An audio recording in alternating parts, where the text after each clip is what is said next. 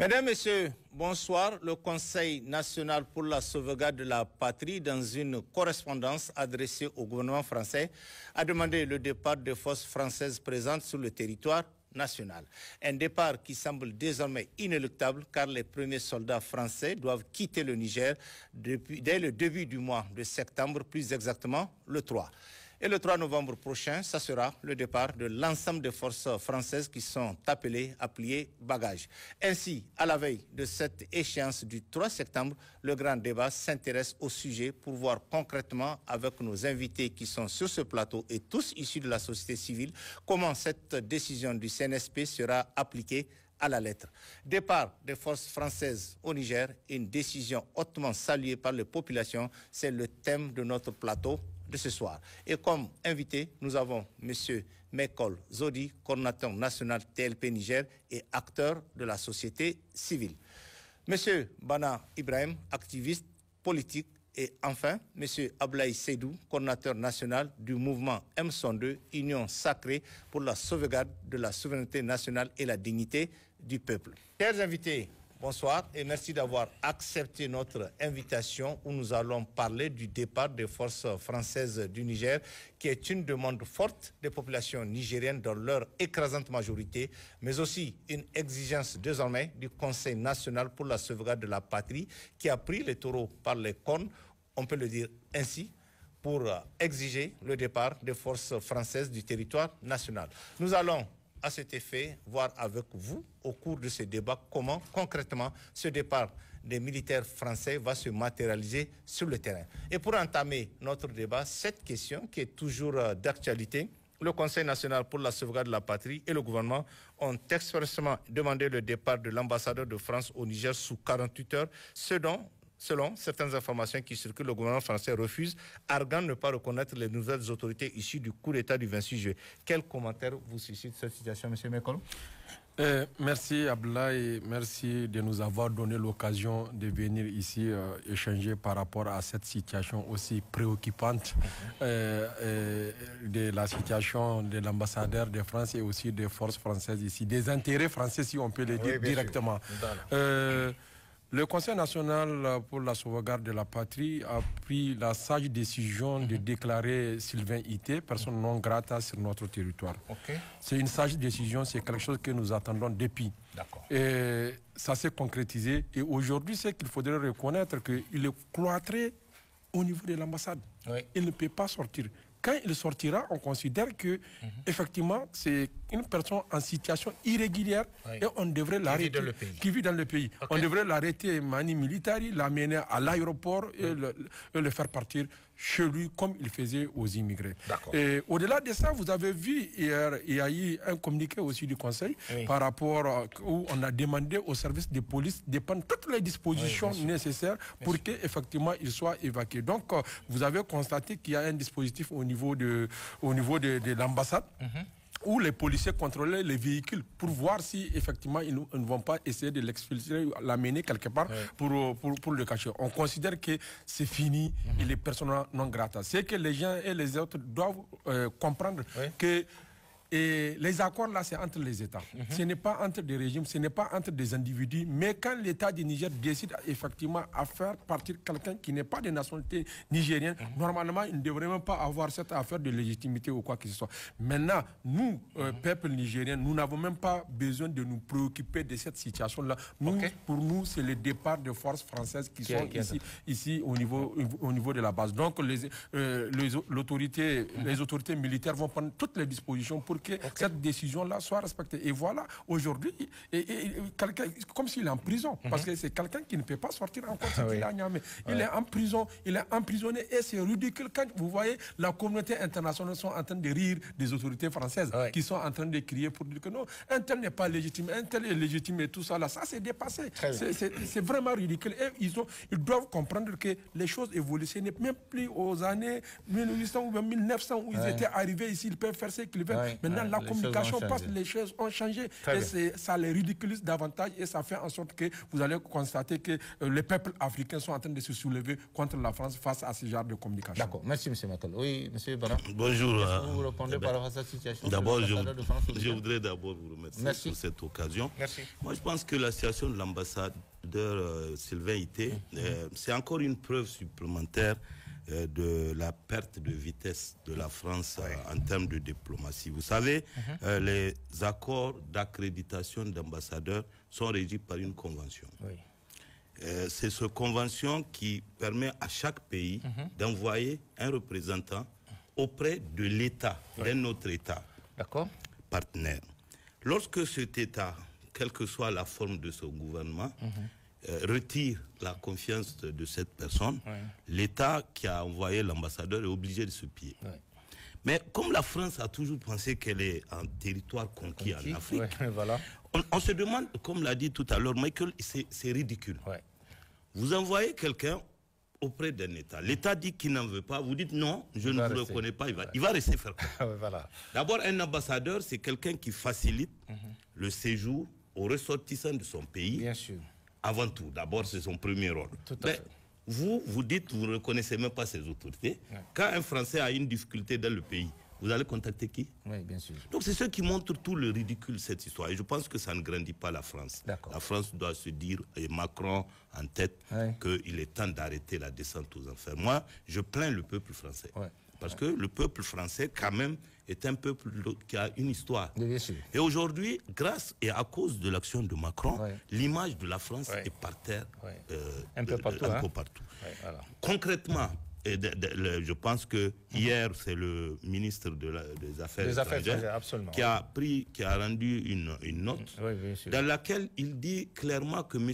Ité est un immigré en situation irrégulière. Et comme même pour n'importe quel étranger sur notre sol qui n'a plus de visa, il ne peut pas sortir. Nous reconnaissons les franchises de l'ambassade, on ne le cherchera pas dans l'ambassade. Bien sûr. Aucun Nigérien ne le frappera ou ne lui jettera de pierre. Mais dès qu'il mettra le nez dehors, on va le prendre, on va l'amener à la première frontière, peut-être au Mali ou au Burkina, avec lesquels malheureusement il a encore d'autres problèmes, pour qu'il quitte nos territoires. Et je sais que moi je fais confiance aux forces de défense et de sécurité. Il ne pourra pas s'échapper. On ne voit pas par comment il va pouvoir sortir. Mais je crois que la France a encore le temps de rectifier le tir, de retirer son ambassadeur et de s'en aller. Tranquillement. Voilà, nous ce qui nous intéresse, comme l'a dit Michael, c'est demain. Et après, ce qui va se passer suite à l'ultimatum. Voilà, pour nous, c'est François et Sylvain Ité, depuis longtemps, nous l'avons considéré comme d'ailleurs quelqu'un qui ne jouit même pas de toutes ses facultés mentales.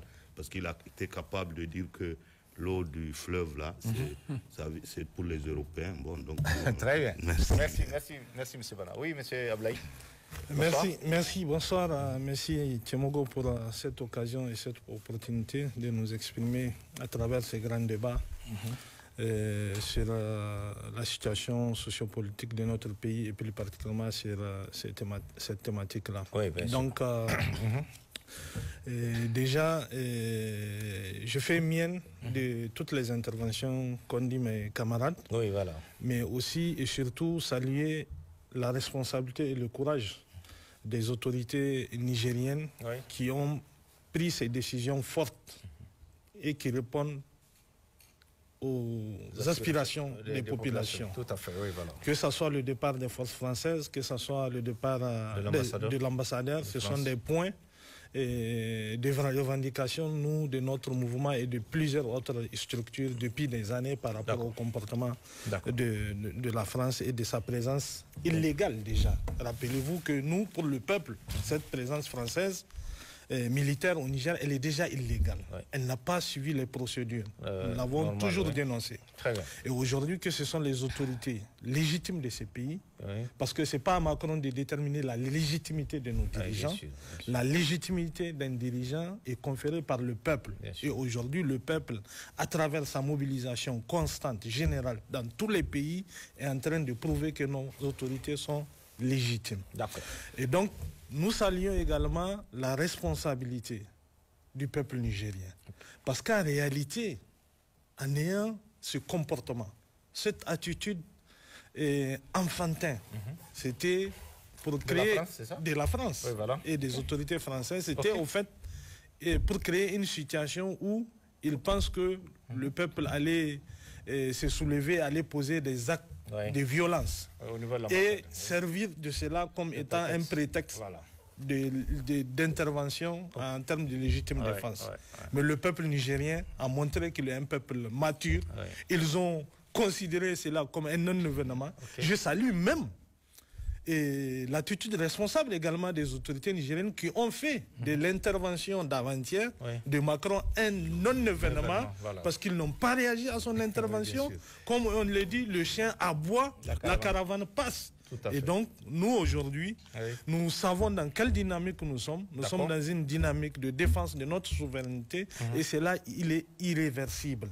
Et donc, voilà la marche dans laquelle nous estimons que l'ensemble des forces vives de la nation et nos autorités doivent regarder. Et en ce qui concerne son départ, et ça, nous n'avons aucun doute sur le départ, non seulement de l'ambassadeur, mais également sur le départ des forces françaises. Il n'y a aucune raison. Le cas du Mali est un cas récent. Le cas du Burkina est un cas récent. Ils ont eu les mêmes attitudes en disant qu'ils ne vont pas partir parce qu'il s'agit d'autorités légitimes. Mais finalement, le contexte impose. Le plus important est que le peuple nigérien continue à rester mobilisé, debout et uni autour de cette cause-là. D'accord. Merci Ablaye. On va avancer. Le CNSP a, dans une lettre adressée aux autorités françaises, exigé le départ des forces françaises selon un chronogramme établi et transmis aux mêmes autorités françaises. Un mot sur ce calendrier du départ des forces françaises du Niger, comme vous suivez tous ce dossier depuis de longues années. Depuis de longues années, parce que ça ne date pas d'aujourd'hui. Ça ne date pas d'aujourd'hui, parce que depuis longtemps, nous l'avons toujours dit, nous l'avons su, qu'aujourd'hui, tout ce qui se passe dans le Sahel, là, c'est de la responsabilité des autorités françaises. C'est eux qui ont créé la poudrière au niveau de la Libye, c'est eux qui ont disloqué la Libye et cette affaire-là nous a envahis. Et vous vous rappelez en 2011-2012, quand la force Barkhane ou bien c'est Serval, ils ont commencé avec Serval. Sangaris, Serval. Bon, leur base, je ne sais pas, ils changent de nom à chaque moment. Oui, à chaque moment, ils changent de nom. Quand ils étaient arrivés, ils ont dit que non, c'est pour intervenir au Mali. C'est pour défendre le Mali. Ce n'est pas pour le Niger. Bien sûr. Au fur et à mesure qu'ils sont au Mali, ils se sont installés ici chez nous, comme l'a dit Ablaye, de façon illégale. Au fur et à mesure, par leurs actions, parce qu'ils n'arrivent pas à mener des résultats, ils sont devenus illégitimes. Les gens ont commencé à crier sur eux. Et en fin de compte, nous avons compris qu'eux, ils viennent, comme disait un journaliste, un pas en avant, deux pas en arrière, ainsi va le monde en Bosnie-Herzégovine à l'époque quand on était... Et c'est ça. Et c'est eux qui créent le conflit. Vous vous rappelez, quand il y a eu l'avènement du CNSP, le 26 juillet 2023, une semaine après, 2 semaines après, 3 semaines après, il n'y a pas eu d'attaque. Il n'y avait pas eu d'attaque. Mais c'est le jour où l'avion français avait franchi nos frontières et avait disparu. C'est le jour-là, le lendemain matin, on a constaté qu'ils ont commencé à nous agresser. Déjà les Burkinabés, déjà les Maliens ont accusé la France d'armer ces terroristes-là. Et la preuve en est, et là, c'est palpable. Quand ils étaient arrivés, ils ont distribué, c'est sûr, que des armes, tout ce qu'il y a comme moyen pour agresser le Niger. Ça, nous l'avons compris depuis longtemps. Maintenant, le CNSP a pris la sage décision, la courageuse décision que nous, depuis longtemps, nous attendions. Ça fait longtemps que nous demandons ça. Et aujourd'hui, c'est tombé. Et je pense bien que la France doit s'aviser. Et ils ont pris la décision, mais l'application de cette décision-là nous appartient, nous tous. Ça appartient aux Nigériens, effectivement, de se mobiliser à travers la mobilisation citoyenne, de façon pacifique, pour demander leur départ, pour montrer que la légitimité là appartient au peuple. C'est nous, le peuple, nous accompagnons cette décision et nous allons mener ça de bout en bout. Toutes les organisations de la société civile, tous les citoyens engagés, tous les Nigériens qui sont contents et fiers de leur nigérianité vont se mobiliser effectivement pour rendre effective cette décision-là. Qu'ils les veuillent ou pas, tout compte fait, et ils vont partir. D'accord. On peut rappeler un peu le calendrier? En tout cas, ça commence le 3, effectivement, et le délai, c'est même un délai, on a donné. Voilà, maintenant, le calendrier, l'exécution du calendrier, ils les ont donné jusqu'au 30 novembre pour partir, parce que c'est par étapes. C'est par étapes. La première étape, c'est quoi exactement? La première étape, je pense bien que d'abord, il faut qu'ils s'asseyent avec les autorités nigériennes pour établir le véritable calendrier de départ. Donc, normalement, aujourd'hui ou bien demain, ils doivent s'organiser pour qu'on puisse voir le véritable calendrier en fonction de ce qu'ils ont sur le terrain. Parce que c'est des armes qu'ils ont sur le terrain, du matériel, c'est la logistique.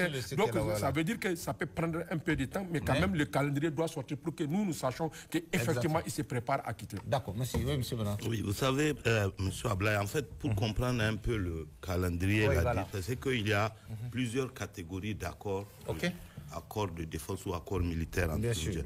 Il y a une première vague qui a succédé les indépendances et des accords qui ont été conclus depuis 1961, je crois. Et d'autres accords qui ont été signés en 1977. Ensuite, les récents que nous avons vus qui ont été signés par une magie de la dernière majorité parlementaire où on a modifié une déclaration PDG, une déclaration politique générale pour faire passer. Donc, ces accords ont des... Quand on les dénonce, il y a des délais différents. Il y en a qui ont des délais d'1 mois après dénonciation, d'autres du 3 septembre. Il y en a qui ont des délais de 3 mois. Donc c'est jusqu'à novembre. Voilà, le 3 novembre. Voilà. Et il y en a même qui n'ont pas encore été dénoncés, mais qui le seront certainement, qui ont des délais de 6 mois. De 6 mois, d'accord. Donc ce qu'il faut comprendre, c'est que on a déjà vu ces scénarios au Mali, ensuite au Burkina Faso, mais à la différence de ces deux pays, le nôtre devrait se passer beaucoup plus facilement. Et pourquoi? Pourquoi? Parce que le Mali, comme l'a rappelé tout à l'heure Michael, c'est le peuple malien, en 2011-12, qui a demandé une intervention française. Au Burkina, pareillement, c'est le Burkinabé qui ont demandé au temps de Blaise l'installation des bases françaises. Alors que chez nous, c'est d'abord la France, à travers François Hollande, qui a demandé pour permettre d'approvisionner les troupes qui sont au Mali, qui a demandé à l'État, est-ce que nous pouvons venir chez vous, rester un tout petit peu pour faire une base, atterrir un peu ici et aller au Mali revenir. Donc, puisque d'abord à l'origine ces militaires sont là pour aider des militaires qui étaient supposés être au Mali, aujourd'hui ces militaires ne sont plus au Mali. La logique aurait voulu que ce soit d'elle-même que la France décide de quitter.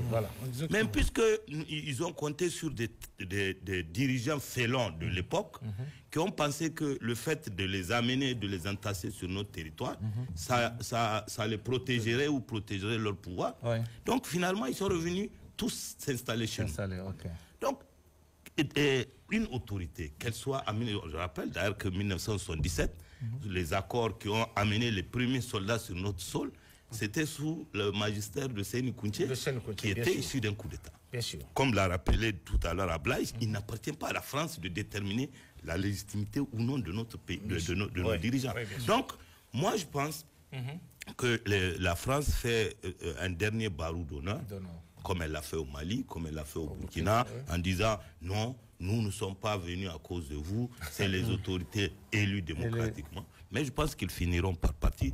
La sagesse va prendre le pas sur l'immaturité de leur président Macron. Et je pense que le jour où cela va se faire, ils vont s'asseoir avec les autorités militaires. Comme l'a rappelé Michael, il y a énormément de militaires sur notre sol, plus de 1500, mais il y a également beaucoup de logistique dont ils voudront se débarrasser certainement ou l'amener, comme l'a dit Macron dans sa dernière interview, peut-être l'amener au Bénin ou au Kenya, mais ils vont s'en aller.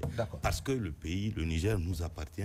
Et je pense qu'à partir de demain, nous allons leur prouver que le Niger, c'est le terrain des fils et des filles du Niger. Ce n'est pas un territoire ou un département de la France. Très bien. Mais tout à l'heure, vous disiez que le jour où ça va se faire, et ils vont le faire, alors qu'il y a déjà des dates quand même qui ont été... Oui, la première date, c'est la première date. Enfin, vous savez, juridiquement, quand on dénonce, rien que lorsque tu prends un seul soldat, sort de la base, on peut estimer que déjà c'est un début de retrait. Ok. Donc nous serons là pour leur démontrer que ce soit demain ou après-demain, l'essentiel c'est de partir. Ils vont devoir partir. D'accord. Merci M. Bana. Oui, Ablaï, qu'est-ce que vous allez ajouter? Oui, c'est-à-dire que je pense que leur départ va être imposé par la mobilisation et la détermination du peuple.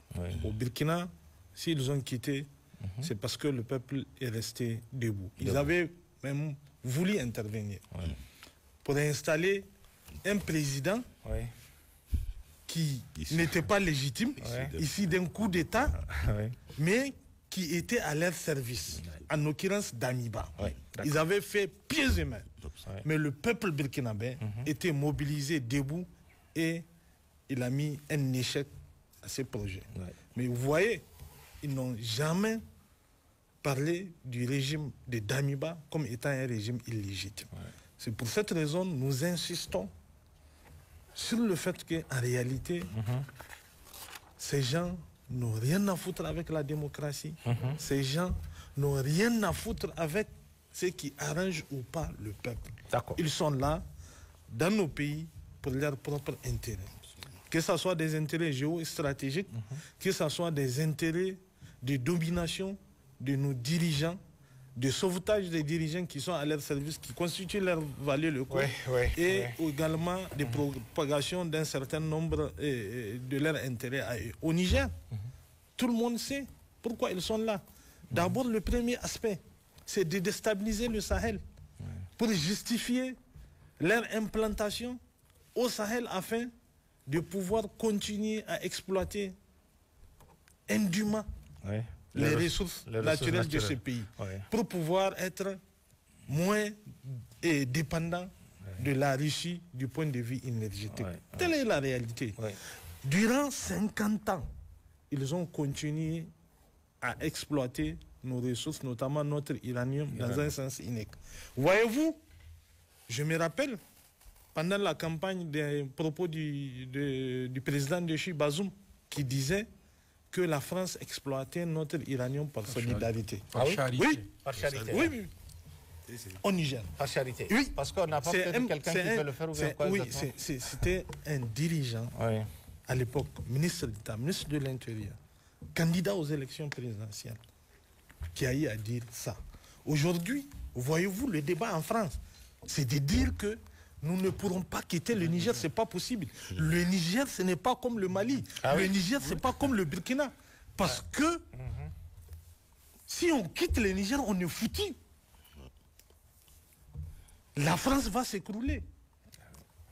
C'est des Français qui le disent. Et pas des Français, des moindres, pas des citoyens ordinaires, des experts.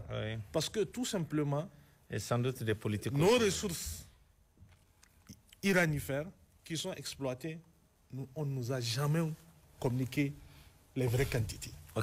Ils avaient un contrôle là-dessus. Ils en exploitaient et on nous donnait que des miettes qui constituent des commissions.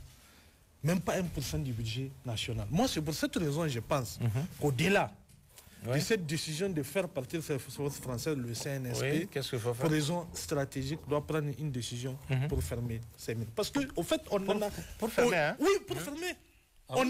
Là, le Niger n'a pas besoin... Pour fermer provisoirement ou pour fermer carrément? Oui, pour fermer. Pour raison stratégique. D'abord pour des questions sécuritaires et pour raison stratégique. Parce qu'elle ne nous apporte absolument rien du tout. Les miettes qu'on gagne à partir de l'exploitation de l'uranium actuellement, le Niger n'en a pas besoin. Il faut prendre cette décision courageuse. Il faut fermer et après... on va voir dans quelles conditions nous allons avoir des contrats avec les pays amis et que cela soit exploité à l'avantage de notre pays. Et je rappelle que, par exemple, le permis de Imouraren, c'est un permis qui est illégalement détenu par la France. Parce que c'est un permis qui est censé retomber dans le patrimoine de l'État du point de vue de la loi minière depuis 2012. Et qu'est-ce qui s'est passé? Mais ce qui s'est passé, c'est que Nous sommes dans un pays, en réalité, où la loi, elle est ignorée, elle est méprisée. Je vous donne l'exemple, par exemple. En 2009, quand le permis est censé être tombé dans le patrimoine de l'État, et que le président Tanja a décidé de le remettre sur le marché, Sarkozy est venu à midi pile pour s'agenouiller afin d'avoir une extension et qu'ils le conservent, et ils se sont engagés à l'exploiter à l'horizon 2012 conformément à la loi minière de 2006. C'est ce qui s'est de 2003, excusez-moi. C'est ce qui s'est passé. Maintenant, conformément à ça, en 2012, il devrait commencer l'exploitation. S'il ne commence pas l'exploitation en 2012, ils perdent 50% du permis. Après, ils auront un délai de 2 ans. Au terme de ces 2 ans, ils perdront du point de vue de la loi les 50% du permis qui leur restait. Après ça, notre loi prévoit 1 an de plus.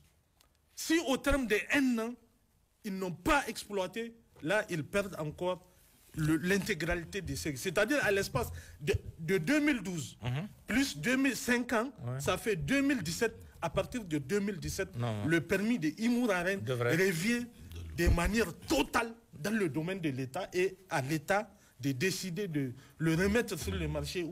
Mais vous voyez, ça n'a jamais été le cas. Ça n'a jamais été le cas. Au contraire, pourquoi? Mais pourquoi? Parce que nous avons des autorités qui étaient au service exclusif des intérêts français. Telle est la réalité. Très bien. Et ils ont même mis entre parenthèses la loi minière pour continuer à exploiter Imou et Imouraren sur la base d'un simple accord de partenariat stratégique signé en 2013 au moment où les conventions Imou et les conventions des Cominac et Somaï étaient arrivées à terme. Durant 4 ans, c'est-à-dire de 2013 à 2007, Imou et Sonichar et Cominat étaient exploités sans aucune convention légale. Et c'est en 2017, ils ont adopté une nouvelle loi pour le conformer. Ils ont révisé notre loi minière. Et c'est ça l'acte principal de trahison, à laquelle Issoufou Mahamadou ne peut pas échapper. Pour le ramener et le conformer aux déshydratats de Areva. D'accord. C'est cela la vérité. Et donc voilà toute cette agitation qui est faite pour dire qu'ils vont rester advienne que pourra. Mais ils vont partir. Et c'est pour cette raison, vous savez que déjà le peuple est mobilisé. Et dès aujourd'hui, vendredi, il y a un sitting au sorti de ces débats. Nous irons là-bas au niveau du rond-point Escadrille populaire. Et aujourd'hui, demain, dimanche, lundi jusqu'au départ, même si cela va prendre 1 mois, 2 mois, 3 semaines, quel que soit le temps que cela prend, le peuple sera mobilisé en synergie avec tous les acteurs, les organisations de la société, les syndicats, les leaders religieux. Nous allons imposer. Nous allons imposer, vaille que vaille, le départ des forces françaises et revenir, cette fois-ci maintenant, pour jeter les bases réelles, pour que nos ressources naturelles soient profitables, parce qu'on n'en a jamais profité. Telle est la réalité et telle est la raison de toute l'agitation de la France aujourd'hui. D'accord, merci Ablaye pour toutes ces explications. On va insister beaucoup concrètement comment mettre en œuvre cette mesure lorsqu'on voit ici la réticence des autorités françaises à accepter le départ de leur simple ambassadeur jugé personnellement. Parce que quand on voit ça, que même l'ambassadeur refuse qu'il parte. Et alors, comment concrètement aujourd'hui faire partir ces forces françaises? Mais c'est qu'il faudrait retenir. Vous avez une idée comment on fait ça? C'est qu'il faudrait retenir. Cette guerre médiatique, c'est juste qu'ils sont en agonie. Ils savent qu'ils vont quitter. Vous savez, c'est que Ablaye ne vous a pas dit par rapport à Imouraren. Au fait, c'est une réserve pour leur génération future. Oui, ils gardent ça pour leur génération future. Au moment où nous avons besoin de ressources, nous avons besoin de beaucoup de choses, et pour eux, ils ont tout. Maintenant, ça, là, ils gardent ça pour leur génération future. D'accord. En fait, par rapport à tout cela, là, c'est qu'on s'est battu en 2005. On était dans la rue pour avoir un code minier et pétrolier. Aussitôt, à l'arrivée des autorités de la 7e République, ils ont revu ce code minier et pétrolier. En 2011, hein? Oui, en 2011. Normalement, le code minier devrait être appliqué même en 2009. Donc, ils ont revu ce code minier et pétrolier de 2006 là pour permettre... Si tu es arrivé au pouvoir? Si tu es arrivé au pouvoir pour permettre à Areva de continuer effectivement à griger. Maintenant, au Rano. Et vous savez, on prend par exemple notre pétrole. À l'époque, les gens ont dit que non, il n'y avait que de l'eau. Il n'y avait que de l'eau. Mais aujourd'hui, notre pétrole est sorti. Et vous savez qu'au moment où les Nigériens, nous autres Nigériens, nous achetons à la pompe l'essence à 540 francs et ils l'achètent à 360 francs. Les Français? Les Français. Ils ont une exonération liée... Ici au Niger. Ils enlèvent depuis son ras. Donc il faut qu'on les ravitaille. Et si on calcule, les pertes par rapport à notre trésor, vous allez vous tenir là. Quand les gens ont fait des analyses, on perd à peu près 200 milliards par an par rapport à cette exonération qu'ils ont. Sur le pétrole. Sur le pétrole et tous les produits. Tout ce que vous voyez, ils amènent là. Il n'y a pas de douanement, il n'y a rien. Ils amènent seulement. 200 milliards, hein? 200 milliards par an quand on a fait les calculs. Depuis 2018, quand on a commencé à faire les calculs, on a trouvé qu'on perd 200 milliards par an. Et ces 200 milliards, je pense bien que si on les investit, longtemps là, le Niger allait découvrir. C'est pour vous dire que c'est pour cela qu'ils ne veulent pas quitter. Et tous ces bruits-là qu'ils sont en train de faire, ils ont compris que ce n'est plus une affaire du CNSP. Parce que c'est une affaire du peuple nigérien qui est mobilisé. Et aujourd'hui, quand vous regardez ceux qui sont en train de se mobiliser, vous allez les voir. Nulle part, vous les avez vus dans des meetings des partis politiques. Ce sont des vrais Nigériens qui sont en train de sortir. Malgré qu'ils veulent caricaturiser ces gens-là. Ils sont en train de faire une certaine opinion qu'ils sont en train de développer pour la consommation de la communauté dite internationale en Occident. Et vous avez vu, ce n'est pas pour rien que Macron est rentré même dans une affaire ethnique qui n'existe même pas au Niger. Ça, on l'a vu aussi. Qui n'existe même pas au Niger. Donc c'est vous dire qu'ils vont faire pieds et mains. Et je pense bien qu'ils sont en train d'épuiser leurs forces, leurs cartouches. Et je pense bien que ça, là, cette mobilisation-là dont on est en train de parler, c'est cette mobilisation qui va les faire partir. Et qui va les faire fléchir pour qu'ils puissent comprendre que le Niger nous appartient.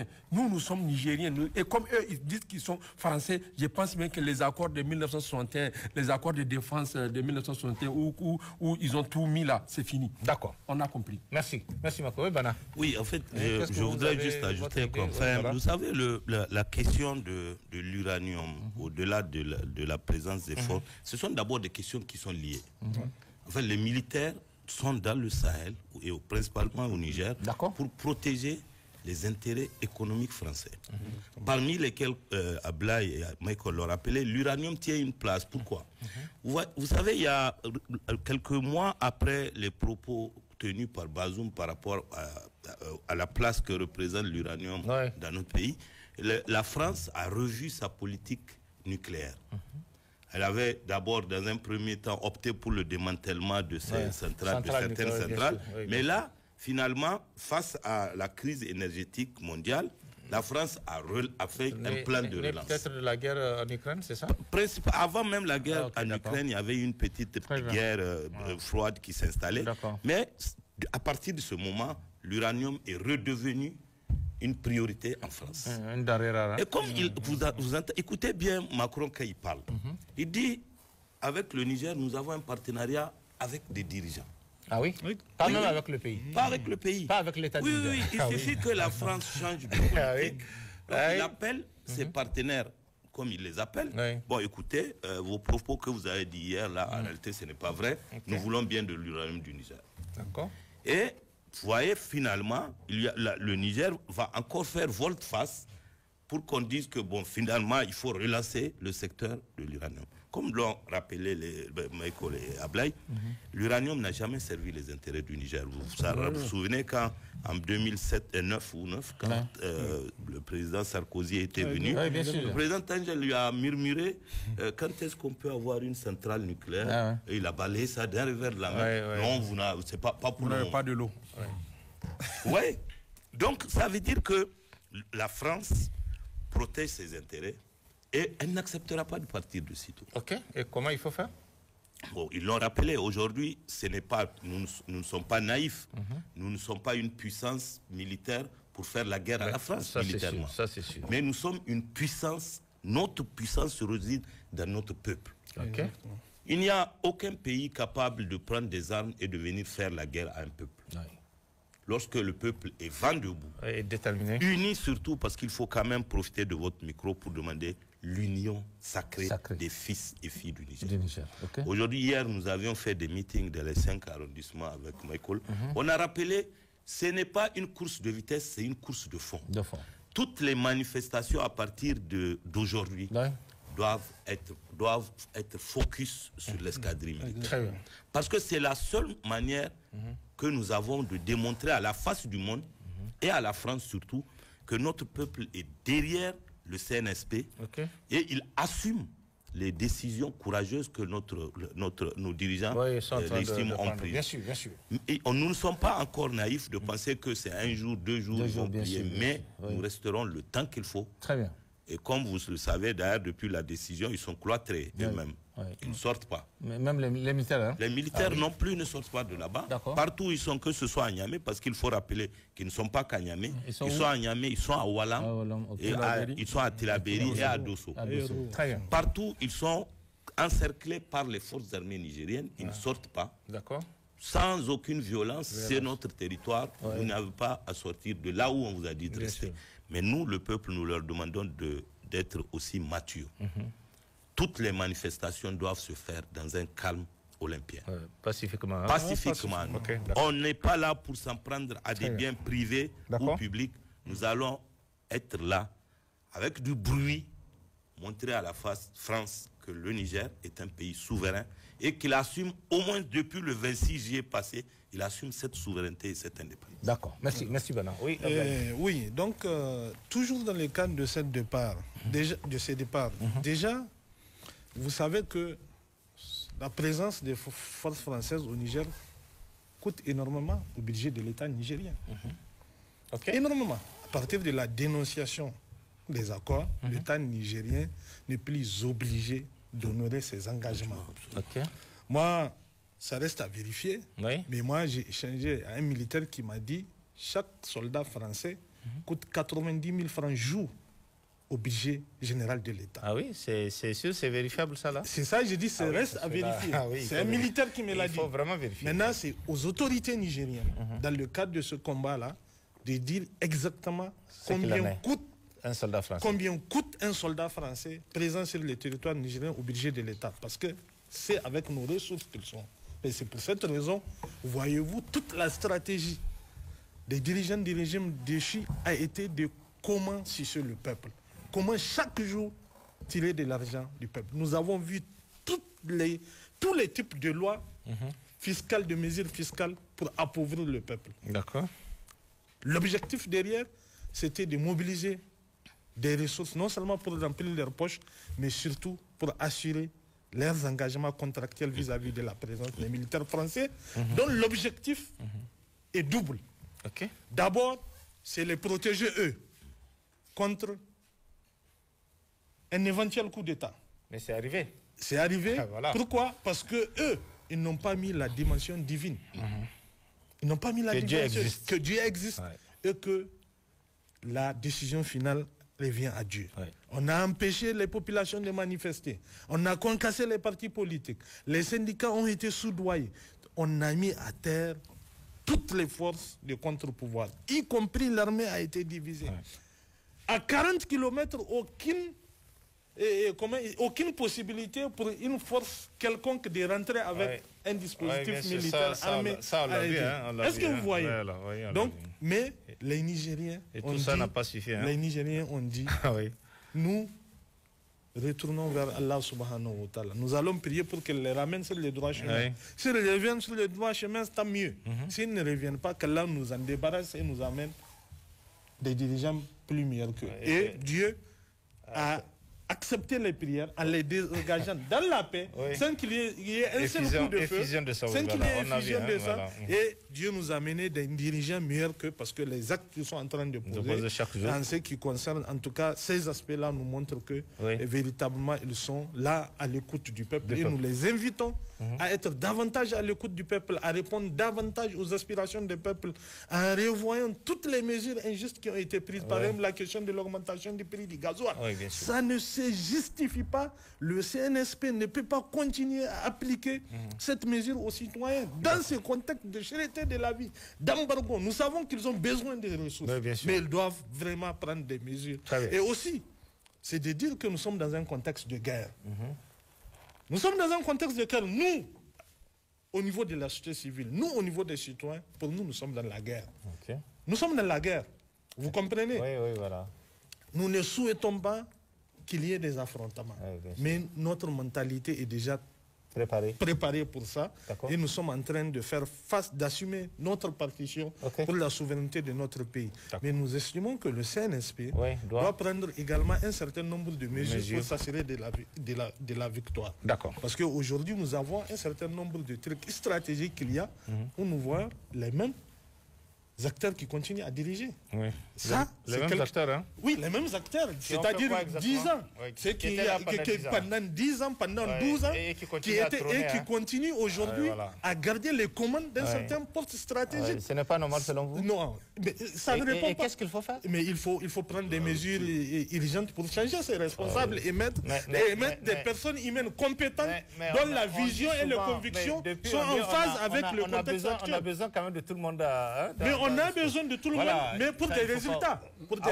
Moi, je vous dis, M. Ablaye Tchemogo, nous avons vu des préfets qui ont interdit des manifestations sur le terrain à l'intérieur du pays. Qui ont dit aux gens, il n'y a plus de manifestations. Les manifestations, c'est une seule. Après, on n'en organise plus. Pourquoi? Parce qu'ils étaient dans une logique de servir leur parti. Ces gens, quand ils sont en face du CNSP, ils vont toujours faire croire qu'ils sont là. Mais en bas, ils posent d'autres questions. Donc vous avez besoin d'une infiltration, c'est ça? Même les maires, ils ne peuvent pas rester à l'aise. Parce qu'ils sont des acteurs dans la destruction de notre pays. Toutes les mais pourtant, ils sont là encore. Hein? Mais c'est justement ces débats et les échanges que nous sommes en train de faire. C'est-à-dire que nous soutenons le CNSP. Mais nous attirons également son attention à ne pas commettre un certain nombre d'erreurs. Et nous faisons des recommandations et des propositions pour qu'un certain nombre de mesures soient prises pour que le peuple soit véritablement... Et pour que, sans le changement peut-être? Oui, pour que le peuple sans le changement, mais aussi pour montrer que toutes ces campagnes d'intoxication qui sont faites sur les réseaux sociaux, ça on le voit au quotidien, ne puissent pas gagner l'esprit et le cœur des esprits faibles. Parce qu'aujourd'hui, c'est extrêmement important que le CNSP prenne des mesures courageuses, importantes, urgentes, pour véritablement pallier pour mettre des ressources humaines compétentes à la place qu'il faut au niveau d'un certain nombre de stratégies qui sont utiles pour regarder. Depuis un certain mois, j'ai plusieurs fois été interpellé par rapport à la communication gouvernementale à l'extérieur, les offensives qu'il faut faire. Et on a vu le Mali. Le ministre des Affaires étrangères, même Ablaye Mega, le porte-parole, vous voyez, tout ça, ce sont des choses sur lesquelles... C'est en train d'être corrigé. Oui, mais c'est extrêmement important. Urgemment et rapidement, voilà. Nous l'espérons. Très bien. Merci beaucoup. Merci. On va... Oui. Moi, au fait, je tenais à dire quelque chose par rapport aux autorités de la 7e République, parce que je connais cette base-là. Au moment où on a dit que c'était une force d'occupation, on nous a invité à visiter cette base-là. Laquelle des bases? La base qui est ici à Niamey. Je pense même que c'était avec Mana. D'accord. Au cours de cette visite, le conseiller militaire nous a dit que le fonctionnement de la force Barkhane coûte 3 millions d'euros et 2 millions d'euros par jour. Par jour, 2 millions d'euros. Ça fait 1,3 milliard par jour qu'ils dépensaient pour nous protéger. Je sais qu'aujourd'hui, ils ne peuvent pas dépenser cette somme-là uniquement pour nos beaux yeux, pour nous aider. Au-delà de ça, j'ai eu à discuter avec les autorités françaises à l'époque où ils nous ont dit que effectivement, ils sont contents de Mohamed Issoufou, parce que c'est pour ça que quand Ablaye a parlé de haute trahison, et effectivement, il y a haute trahison. Ils ont dit, j'ai dit, mais pourquoi? Il dit, Mohamed Issoufou nous a permis d'installer nos bases gratuitement. Gratuitement, oui, je me suis posé la question, j'ai dit, écoutez, gratuitement, ça veut dire quoi? Il dit en Djibouti, nous payons. Et ce qu'on paye là, c'est ça le budget national du pays. D'accord. Il dit au Tchad, on paye. Au Sénégal, on paye. Au Gabon, on paye. Mais ici, en Côte d'Ivoire, on paye. Mais ici, on nous a autorisé, on nous a même donné le terrain, on nous a offert le terrain gracieusement. Donc c'est pour vous dire que cette affaire-là, il faudrait qu'on regarde ça. Même pour ça, je pense même que si on les demande de payer même ce que c'est parce que actuellement, normalement, ils nous doivent beaucoup d'argent. D'accord. Avant de payer bagage, je pense bien qu'ils doivent nous rembourser. Il faut faire un redressement pour parler un peu. Voilà, il ne faut pas qu'ils quittent les financiers. Ah oui, il faut faire un redressement. Monsieur Tchimou, tout à l'heure, quand on vous disait, par exemple, vous parlez de l'arnaque. Autour de l'exploitation de l'uranium. Vous vous souvenez, dernièrement, l'ancienne ministre des Mines a signé un accord global avec un accord global qui n'existe rien du tout. Ils sont partis, ils ont installé ici, on dit accord global de partenariat AGP entre la République Niger et Orano Mining. Qui fait quoi? Qui fait l'extension là dont on parle. C'est-à-dire, ce qui est prévu comme une exception, ils l'ont transformé en règle. Au lieu qu'on vienne négocier des accords sur une longue durée, non, en 2014, je crois, il y a eu déjà un premier accord global pour permettre de continuer à maintenir, à détenir le permis d'Imouraren. Et de 2014 à 2017, je crois que c'était pour une période de 3 ans. 2013, de 2013 à 2017. Exactement. Ça, à la signature de ce document, le Niger avait eu un bonus de 76 milliards pour 3 ans. Une extension de 3 ans. Curieusement, en 2020, je pense que c'est 2020 qu'il y a ici, ou 21. Non, 2020, je crois. Attends, j'ai même la date exactement. On signe le même, voilà, on signe le même document pour une période de 8 ans maintenant. Mais pour 26 milliards de francs. C'est-à-dire pour 3 ans, en 2014, le Niger a reçu un bonus à la signature de 76 milliards. Et mais là, pour 8 ans ou 7 ans, on obtient 3 fois moins que ça. 26 milliards. 26 milliards, 73 milliards. Donc déjà, rien que pour ça, on doit juger des gens. Ah oui, mais bien sûr. Très bien. Donc, et au-delà du départ, oui, bien sûr, au-delà du départ des forces françaises, comme l'a dit Ablaye, je pense qu'il faut qu'on revisite les accords de partenariat économique qui lient notre pays. D'accord. Les accords de partenariat. Aujourd'hui, vous serez surpris de voir la neutralité de la TVA, par exemple, entre le Niger et la France, combien cela fait perdre au fisc nigérien. Aujourd'hui, il y a des entreprises qui sont au Niger, qui exploitent des ressources du Niger, mais qui sont considérées comme des succursales d'entreprises basées en France. Donc, ils ne sont pas soumis au régime fiscal de la même manière qu'une entreprise nigériane ou burkinabé, malienne qui s'installe sur notre sol. Ils ont droit à des exonérations qui font perdre de l'argent à notre pays. Donc, moi, je pense que le CNSP est sur la bonne voie. Déjà, lorsque nous allons, nous, peuple nigérien, l'aider à appliquer la décision de faire partir les Français, il y a encore du chemin à faire pour nous libérer complètement du joug de la France et sortir des chaînes d'esclavage qui ont été entourées dans nos têtes et sur notre corps depuis 1960. D'accord. Et vous avez quelque chose à ajouter? Oui, allez-y. Comment il s'appelle? Pour dire toujours par rapport à ces questions en ce qui concerne l'uranium.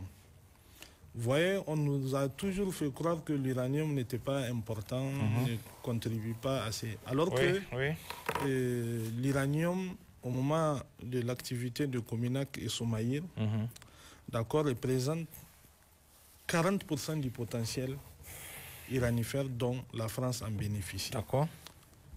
Et le potentiel énergétique de la France dépend à 80% de l'uranium. En France, une ampoule sur 3 est allumée à partir de l'uranium nigérien. Mais ce que l'exploitation de Imouraren fait du Niger, qui va être la plus grande mine à ciel ouvert au monde, fera passer le Niger de 4e pays producteur au monde, à deuxième pays producteur d'uranium au monde. Vous comprenez? Donc, tout ça là, ça fait partie au fait des raisons de toute cette agitation, là où ils préfèrent créer les chaos, faire du Niger une seconde Libye, d'accord, et organiser des apatrides à l'interne.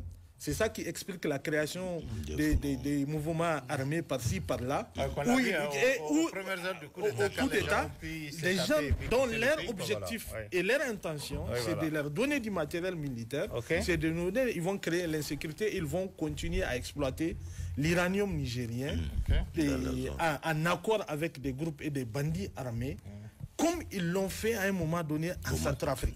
C'est ça le scénario et ils sont là-dessus. C'est pour cette raison, nous estimons que véritablement, un certain nombre de mesures importantes doivent être prises. Et il faut sonner là. Mais comme ce que je suis en train de dire, il faut pas tarder à prendre des mesures importantes. Il ne faut pas tarder. Il faut pas tarder à assainir l'administration. Il ne faut pas tarder à assainir l'administration. Est-ce que vous comprenez? Mais aussi tous ces gens qui continuent à insulter à l'extérieur. Moi, je vous donne un exemple. Je vous donne un exemple. Moi, j'étais en prison.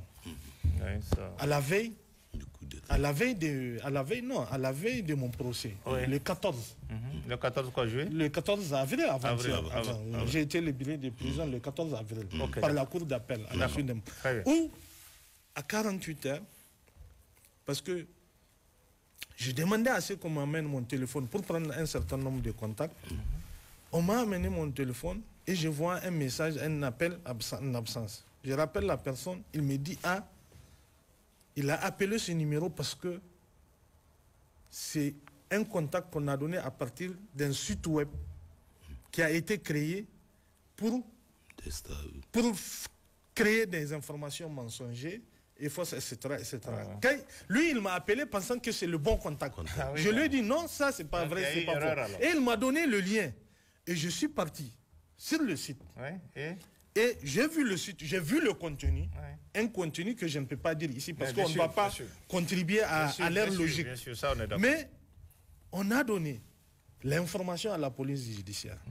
Mon secrétaire général, qui était mon intérim, est parti à la police judiciaire pour dénoncer ça. Vous comprenez? Pour porter plainte. Aujourd'hui, ça fait 3 semaines. Ce site est toujours opérationnel. Ah oui? Oui. Ce site est toujours opérationnel. Et ce sont des informations qui sont distillées là-dessus pour créer la démobilisation, pour créer la révolte et pousser le peuple contre les autorités. Tu penses que s'il y a la rigueur, il y a un certain nombre de choses, il ne faut pas j'espère que les gens vont y veiller. Il ne faut pas demander des comptes. Tu penses que... Non, on est d'accord. Le sentiment est global. C'est ça qu'il faut... Il faut mettre fin à ça. D'accord. Il faut mettre fin à ça. C'est impossible. Et souvent, quand nous, on voit ce genre de choses, on se demande, on se pose des questions. Qu'est-ce qui se passe? On se pose des questions, 1001 questions. Mais aujourd'hui, nous avons notre priorité. La priorité, c'est de faire partir notre ennemi externe. Et on va revenir à l'intérieur pour mettre vraiment de l'ordre dans un certain nombre de choses. Mais le gouvernement, on ne peut pas, les gens qui ont fait 10 ans, 12 ans tirer le pays par les bas, prendre ces mêmes gens, les laisser à leur responsabilité, garder les postes stratégiques pendant que nous sommes dans un contexte de guerre. Et l'autre moment, si vous le permettez, de la fin, que je voudrais dire, aujourd'hui, le sentiment que le Nigérien a, c'est que le CNSP lui a rendu justice. D'accord. Une justice que la CENI a refusé de lui rendre. Une justice que la Cour constitutionnelle a refusé de lui rendre. Une justice que la justice ordinaire, le Conseil d'État a refusé de rendre à tous les citoyens, à toutes les organisations de la société civile, lorsqu'elles les ont saisies pour arbitrer par rapport aux institutions systématiques des manifestations. Voilà pourquoi le peuple entier est mobilisé derrière le CNSP et on considère que Tchani, le général Tchani, le président du CNSP, a fait un acte hautement patriotique. Et aujourd'hui, lui, le peuple, estime qu'il lui est redevable. Parce que il a, lui et ses compagnons, posé un acte salvatrice. Mais à partir de ça, ils ne peuvent être liés et redevables à qui que ce soit en dehors du peuple. Ça, il faut qu'ils le comprennent. Et c'est leur seule porte de sortie. D'accord. Le message est sans doute passé. Oui, vous voulez ajouter quelque chose? On va à la dernière question pour finir. Hein. Voilà. L'affaire de l'uranium du Niger, le problème du Niger, vous savez, dès que ça a commencé, depuis le 26 juillet, vous avez constaté qu'il y a une sorte de panique au niveau de l'Europe. Parce que la France commercialise l'électricité et notre uranium en Europe. C'est la France qui fournit l'électricité. Et il y avait une panique en Europe. Et du coup, l'Union européenne était obligée de faire un communiqué pour dire que non, pas de panique, tout compte fait, on a le stock, même si le Niger... voilà. Donc, on a vu aussi avec l'Ukraine, la guerre en Ukraine. Voilà, donc il faut que les gens comprennent les enjeux. En fait, nous sommes laissés à nous-mêmes. Et c'est à nous-mêmes de faire ce combat-là avec un certain nombre de partenaires qui sont là à côté de nous, qui nous comprennent et qui sont prêts à nous aider. Donc il ne faut pas compter effectivement sur l'Union européenne. Vous avez vu, il continue à recevoir l'ex-ministre des Affaires étrangères. Comme s'il était encore en fonction. Et celui-là est devenu même un web activiste comme Bada, qui à chaque moment, il tweet, à chaque moment, il tweet. J'ai discuté avec le ministre des Affaires étrangères du Danemark, j'ai discuté avec le... Mais il faut que ça s'arrête. Et il utilise des mots très, très, très forts qui n'existent pas chez nous. Le pogrom. Il parle du pogrom au Niger. Le pogrom, c'est une campagne d'élimination systématique d'une communauté ou bien d'un ethnie pour s'accaparer. C'est vraiment pas le cas, parce qu'on n'a jamais vu. Regarde, il est même battu tellement. Il pensait qu'il fait une communication juste aux Occidentaux, que c'est venu vers nous pour dire que non, les gens n'aiment pas les peaux claires. Il a cité les Arabes, il a cité les Touaregs et même les Kanouris. Moi, je connais mes frères Kanouris. Ce ne sont pas des peaux claires quand même. Donc, ce genre de communication, je pense bien qu'il faut qu'on arrête ça. Je pense même que le CNSP doit prendre toutes les dispositions pour lancer un mandat d'arrêt international contre tous ceux-là qui sont en train d'agir de cette façon. Et de les retirer, au fur et à mesure, de les retirer même leur passeport. Parce qu'on considère qu'ils ne peuvent pas continuer. Les affaires étrangères ont réagi, puisqu'on a vu une note où on a déjà annulé le passeport diplomatique d'un certain nombre de personnalités. Oui, il y a eu, parce qu'au-delà du retrait, il faut d'abord annuler. Parce que quand on annule, tu ne peux même pas voyager. Voilà.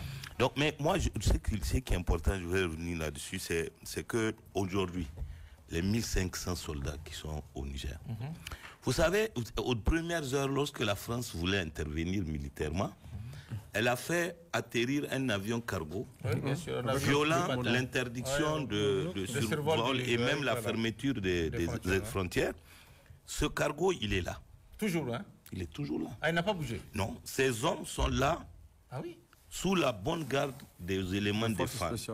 Qu'est-ce que cela voudrait dire? Parce que ces 140 à peu près soldats sont des éléments de force spéciale également.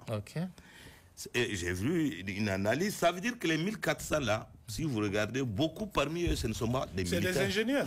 Ce sont des ingénieurs, soit en pétrochimie, en géologie.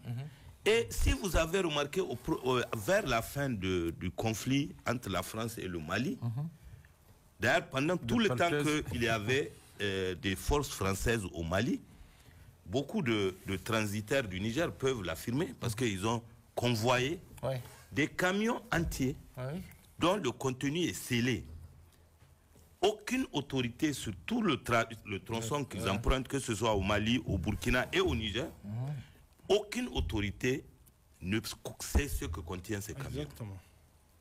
Et ils sont convoyés jusqu'au port de Cotonou, transvasés dans des bateaux. Et c'était un incessant va-et-vient.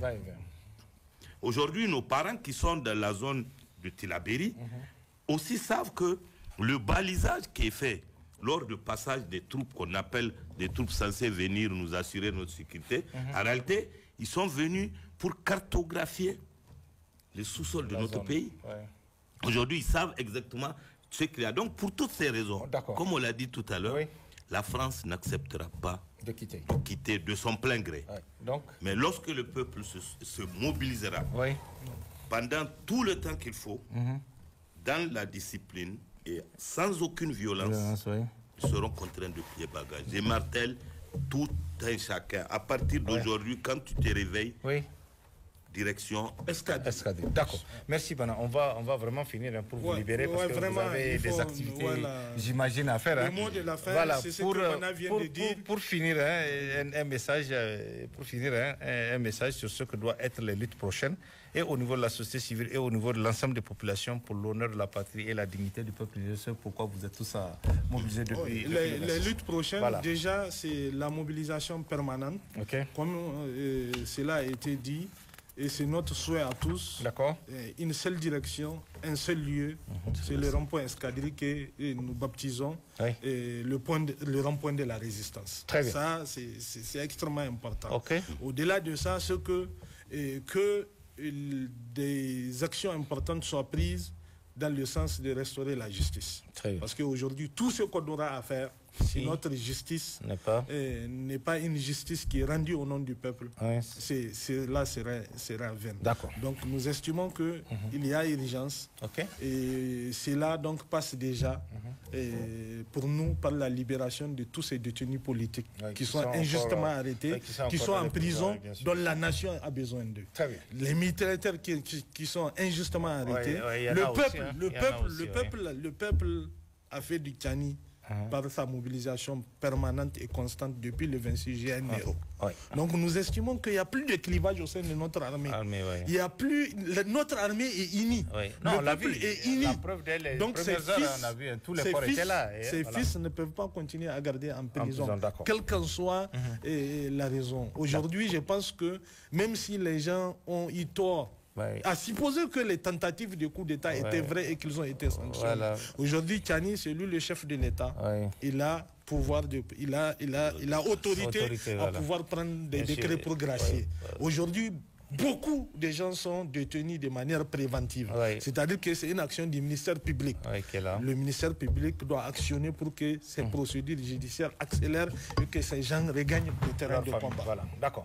Le terrain de combat, moi, ça fait, j'ai pas fait 3 jours chez moi, je suis revenu sur le terrain de combat. Très bien. Merci beaucoup. Oui, Michael. Comme ça, on finit avec Bana, oui. D'abord, la résilience de notre peuple. D'accord. On compte beaucoup sur cette résilience-là. Et vous avez vu les coupures d'électricité. Personne ne dit. On vit avec. Et aujourd'hui, l'embargo imposé injustement, un embargo inhumain à notre peuple continue à être résilient. Je salue le courage de ce peuple-là.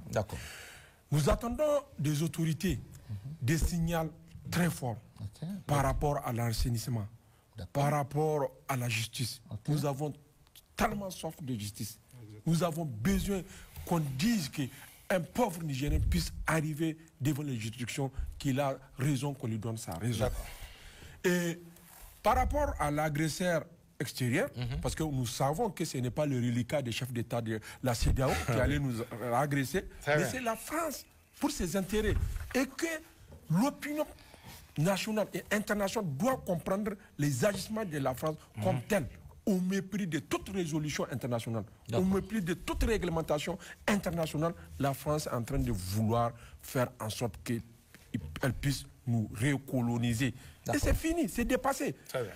Maintenant, la mobilisation, nous l'avons dit. Et c'est pour ça que nous avons lancé un appel.